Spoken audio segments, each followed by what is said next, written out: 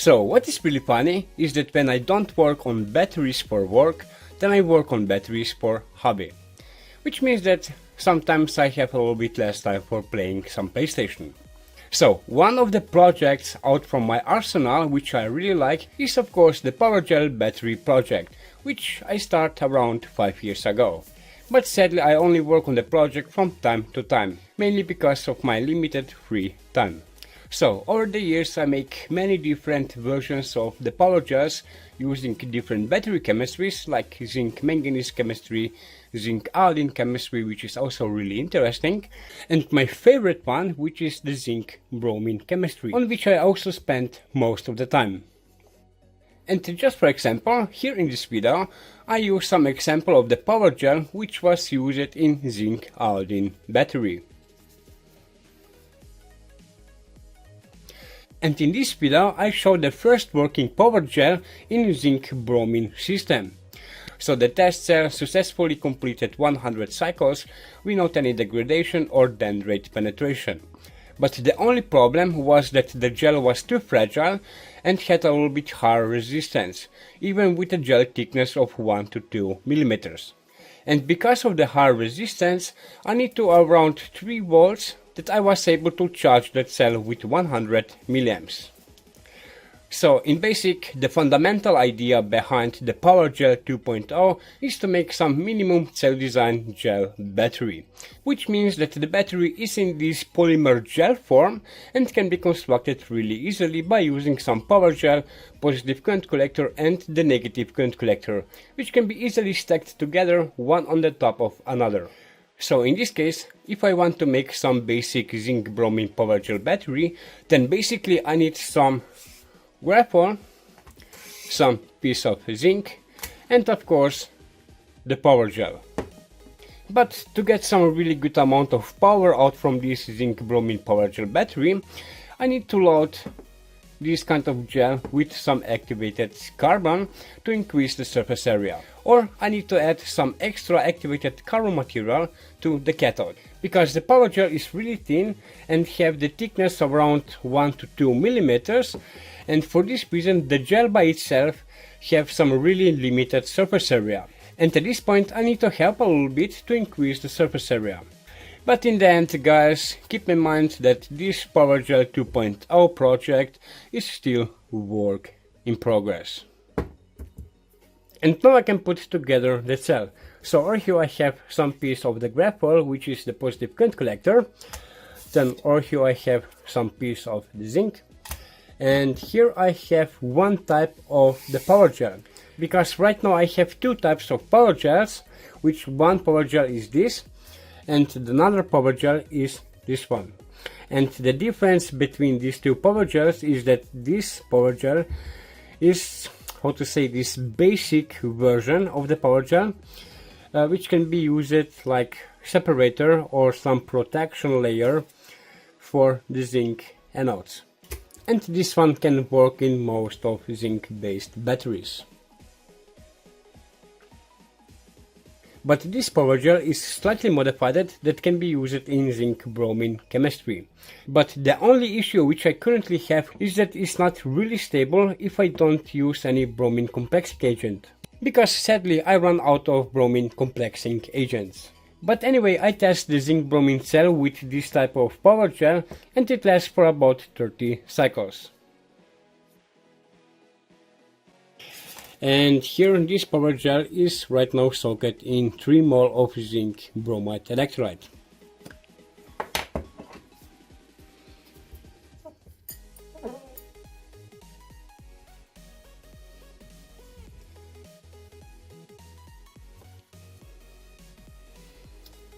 So you see, really nice. So this version of PowerGel is less fragile and way more compact like the first one, and I also reduce the resistance of the gel for about twice. So just for a comparison, here I have some old PowerGel. This one is, how to say, 1.5 version. and this one is 2.0.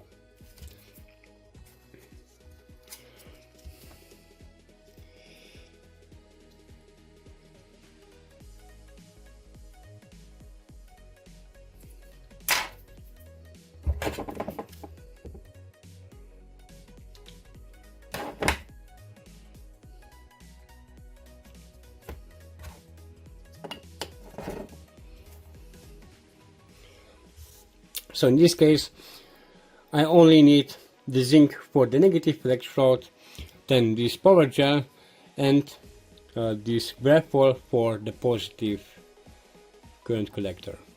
And actually that's it.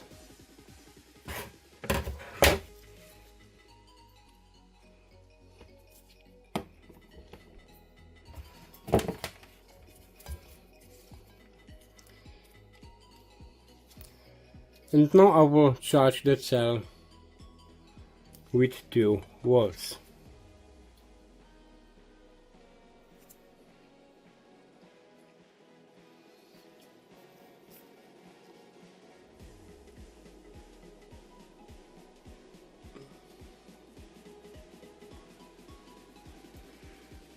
So 10 minutes of charging will be enough. And yeah, so you can already see some format bromine.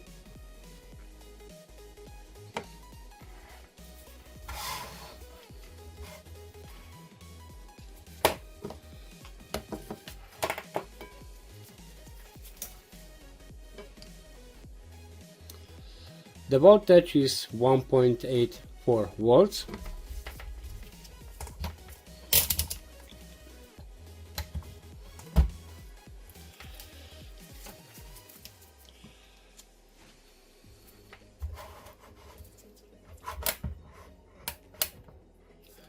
And the current is 1.2 amps, but drops really fast.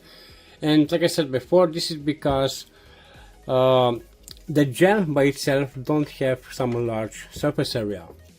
So for this reason I need to add a little bit of activated carbon, or I can put some activated carbon material on the cathode.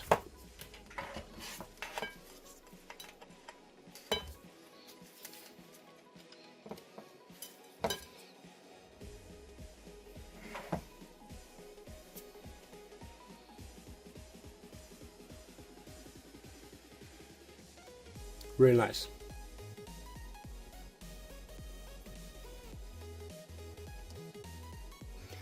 And now I can also try to make a cell out from this basic PowerGel.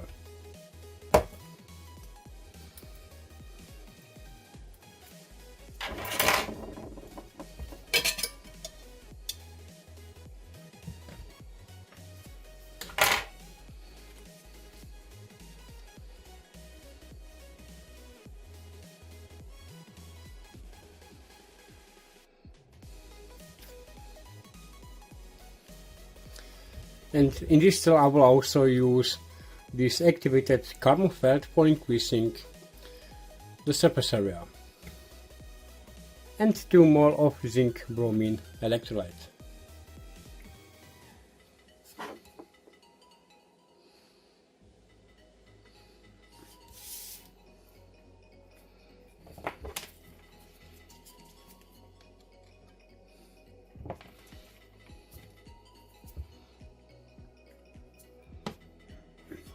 Okay, this will be enough of charging.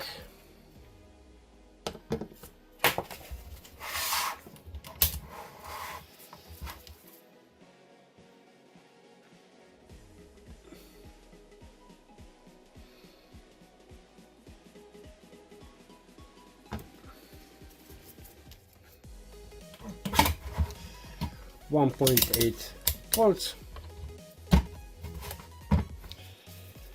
And now the current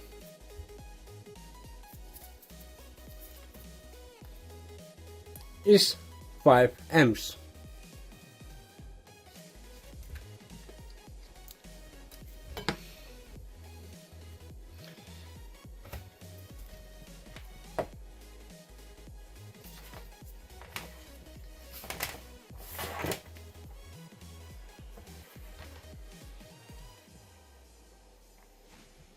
And after all, also this basic PowerGel, which is right now here in this cell, works really great.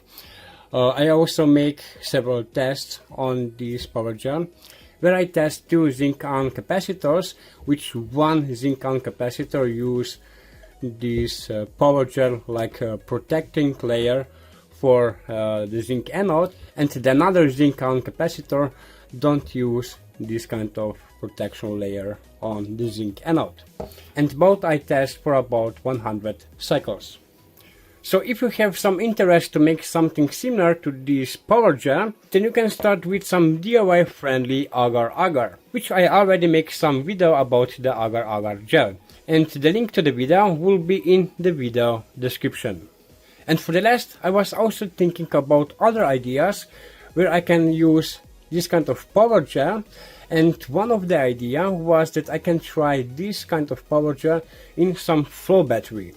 And the another idea was to use this kind of gel in some titanium dioxide dye solar cell. But for now, that's it, and yeah, we see us in the next video. Bye.